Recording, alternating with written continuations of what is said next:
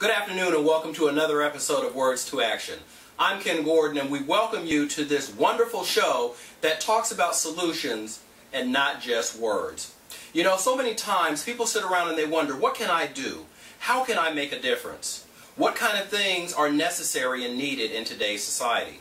Well, today we have a very special guest, someone who has answered those questions within her own life. Someone who has answered the question of how can I make a difference? Our special guest today is Jazz Watts. Jazz is the founder and CEO of Jazz Stepping Stones, a transitional housing facility in Los Angeles, California. And she's our very special guest on Words to Action with Ken Gordon.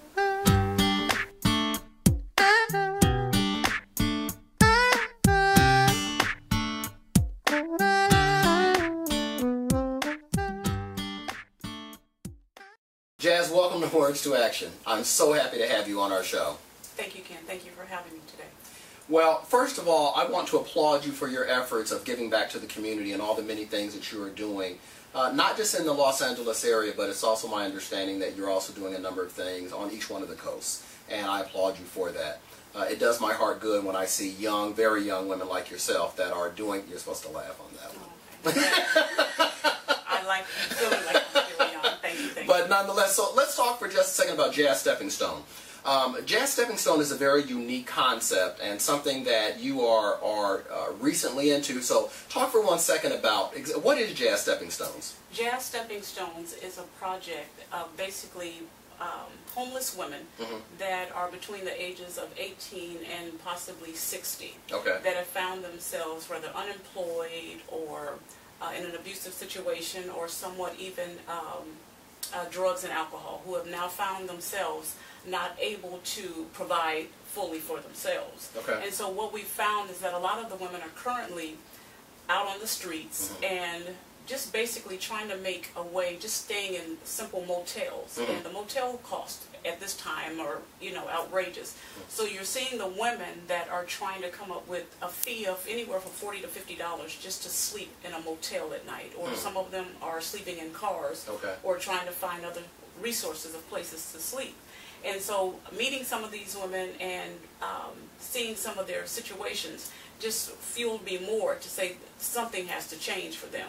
And so now I've been able to open up a facility for these women, first of all, to be safe and be able to take charge and get their lives back on track, to be able to afford affordable housing for themselves. So, Jazz, let me ask you a question. Is this, and you have to tell me where this is occurring, because it seems like to me this is just an issue in big cities.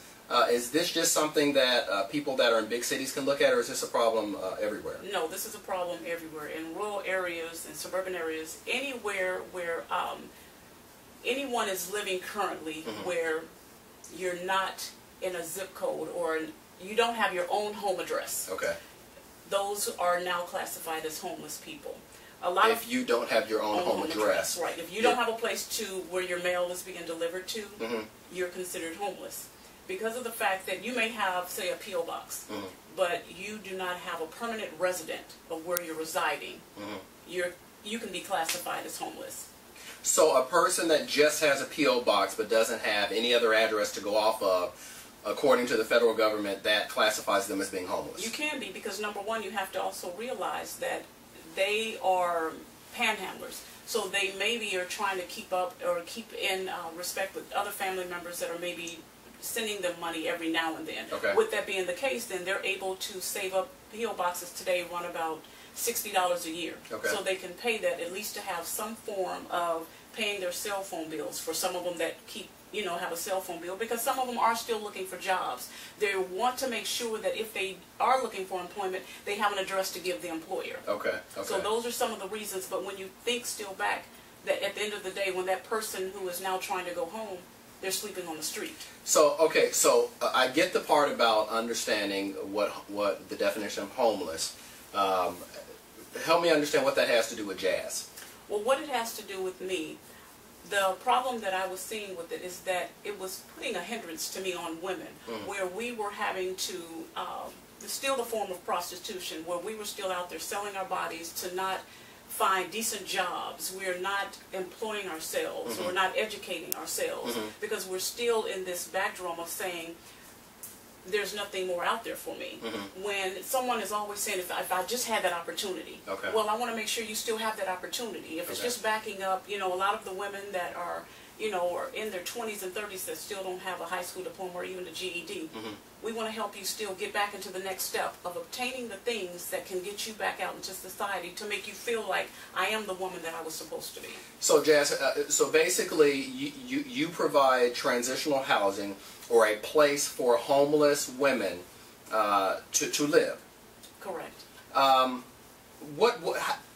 did you get into this? What made you want to do this? And now I understand you said a second ago that you looked out and you saw some people that had issues. Well, we all look out and see a lot of different things. But why this for you? Well, for me, I think it started when I was a young girl. Both of my parents were police officers. And being raised in a community service type of home where my parents were always giving and also protecting and serving, it just made me feel like, I mean, watching, again, these were my heroes. These are the people that I looked up to all my life, that I knew then I wanted to be able to help people when I got older. So when I went off to college, I knew my goal then was to be a social worker. I knew I needed to help. But as I got older and I knew more of the struggle was with women, you know, men seem to be, you know, you always, the man is the head of the household. Yes, we are. That he is going to be a provider. Yes, he is. And with that, I look at that role of that you're still looking for that strong woman to be next to you. Well, a lot of us have fallen off of that and not thinking that, you know, not so much that we can't do it, but it is still the foundation of having the man and the woman and, you know, raising your children. And I had that living at home. And so therefore, I wanted to give every woman that opportunity to be able to meet, you know, that Prince Charming, to meet that head of household. So being able to give these women an opportunity to say, you know, I want to meet him. A lot of women don't think that that man exists in their lives or will ever exist. And because of my parents, it was a thing of saying, you know, them laying out a foundation for me at an early age. But I knew then, I said, well, this is where I knew I wanted to head and be able to help women regardless of race, color, creed, whatever the factor of the matter was. They needed help. I wanted to be able to help them. So, Jazz, what has been the reaction of some of the women that have come into your program? What has been the reaction? When I first opened my facility in February, one of the very first women that entered my doors was a 22-year-old woman, and she had an 18-month-old baby, and she was in foster care most of her life. She was emancipated at the age of 18. So basically, at 18, she graduates. Well, you know, the state says, okay, you're an adult now. She's out on the street. She has no skills. She's been in juvenile detention since a young child. With that, this young lady comes to me with this baby. She has no foundation whatsoever. She was then pregnant, living in shelters. She was pregnant with another child or the 18-month-old? This 18-month-old. Okay, all right. Yes, so while she was pregnant, she was living in shelters. Living in shelters, correct. Okay. And again, I'm thinking, you know, I've had children. I cannot imagine living out on the street and having, you know, my children in a shelter. She is then finds herself homeless, you know, continuously. And she finds me, and she then comes in with no foundation whatsoever. Well, coming into my program, it stems back from the foundation that I was raised with. I mean, it's just basic rules and regulations. You know, it's just respect of the home, and then, you know, just keeping the place tidy, and you know, getting yourself educated, or whatever the case may be. It's mentoring. We're job seeking. Well, with her, we knew no matter what, she needed a high school diploma or a GED. Well, the very first day I picked her up from a motel. She, as we were driving down the street, I remember her saying to me, this will be my home. This will be a place where I can have my mail sent. And basic things like that to me was, well, yes, of course. As I looked over and we pulled into the driveway of the home, tears were rolling down her face. She was so grateful just to know that this was a place that she could call home. Wow. And it was basic things like that to me when you're coming into the home of, you know, you just, for us every day, we get off work, we go home, and, you know, we're relaxing or, you know, doing things with the family. And this was just a young lady that just said, I can call this place home.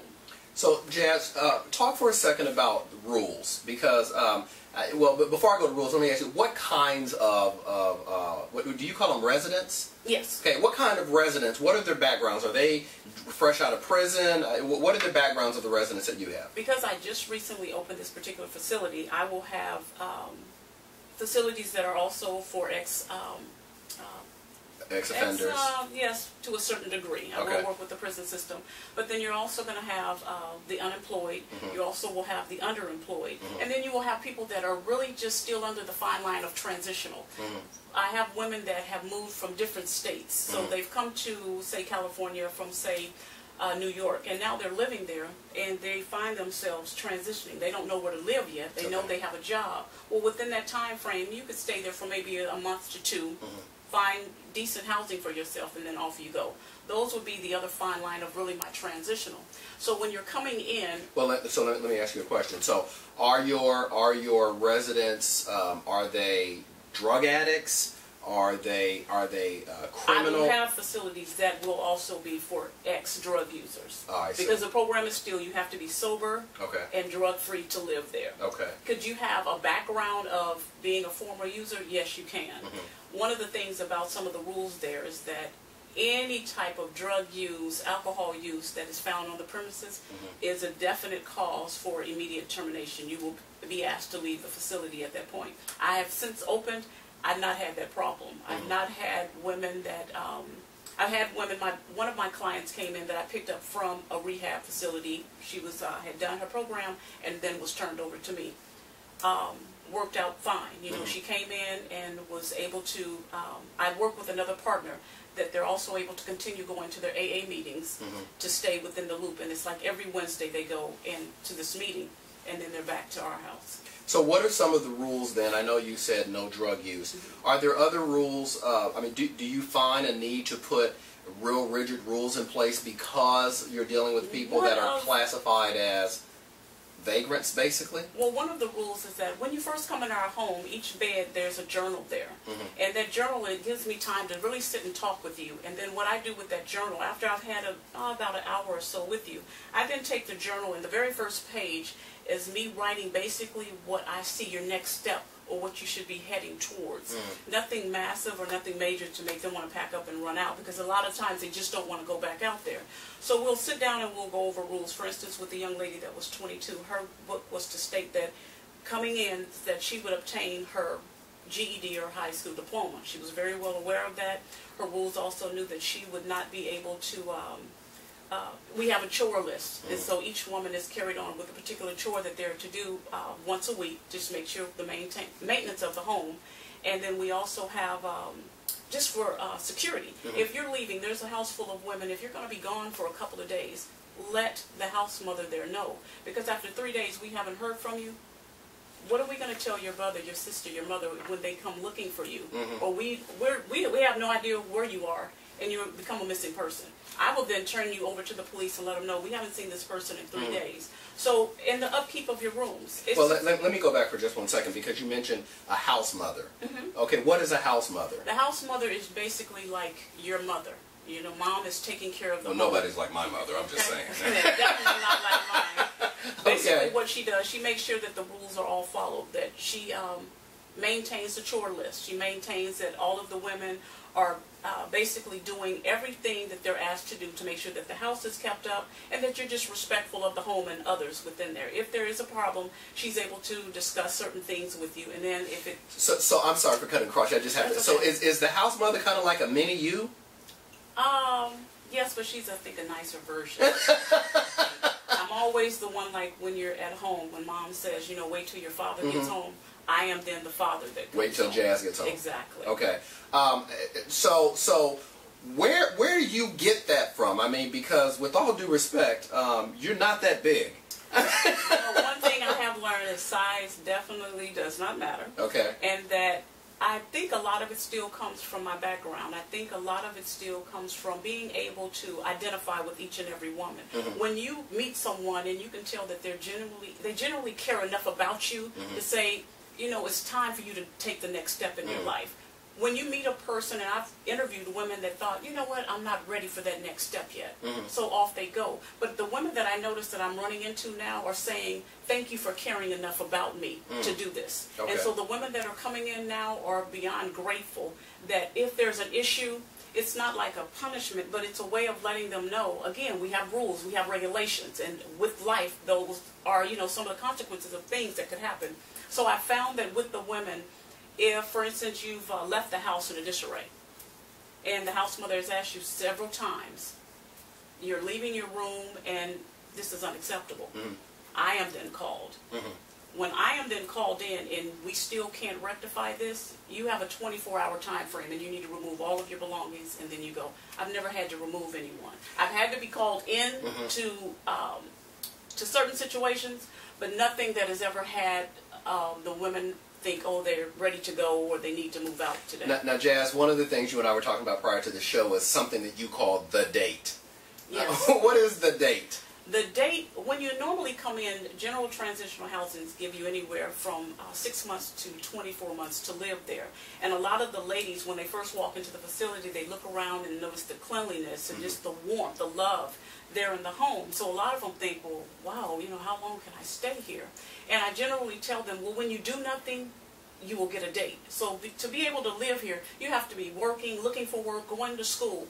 And one of the things that I do there, to get up every day, we all get up and we go to work. I'm running the facility right now on my own. So I'm not going to allow you to stay in the house all day and watch TV and eat bonbons while I'm out working several jobs to make sure, you know, lights are on and electricity is run for you. So basically the only person that generally is there is the house mother, just kind of making sure everything is still running properly. But all the other women are out generally from 8 to 5. You're at libraries, you're out looking for work, you're out doing things productive. Because what I do then with that book, the journal that you have in your room, I periodically go through it. And as I look through the book, the young lady that was looking to go to school, I didn't see where she had enrolled in a program yet for her night program to get her GED. So I had to give her a call to let her know, I think I have a date for you. And she was, well, what is the date? The date of when you will need to move. And she thought, well, why do I need to move out? Because you've done nothing. When you do nothing, you get nothing. And so for her, she was totally taken back. And so 2 days later, she brought all her paperwork. She was enrolled in school to start obtaining. And the thing I thought was very, very fascinating about it, I told her, I said, you know what, you can just get your GED and call it a day and be done. And when she came back with all her paperwork, she said, no, I'm getting my high school diploma. Wow. It made her even think, no, I'm going to do a little, you know, a step better than that. When I see that, then I still know that regardless of what they may think of me at the end of the day, they know that it is genuinely true love that I have for these women, that I want nothing but the best for you. Wow. And so that's where it still comes You know, from. Jazz, one of the things that I experienced personally, I was doing ministry in Richmond, Virginia. And we used to do ministry in a lot of transitional houses. And the thing that I found out is that in a lot of those transitional houses where I was doing ministry in Richmond, the landlord was a drug dealer, providing drugs to the people. And is that something that you hear about, or is that something that goes on in that industry? With transitional housing, you still have to remember that the owners can be people like myself. So with that, you can go.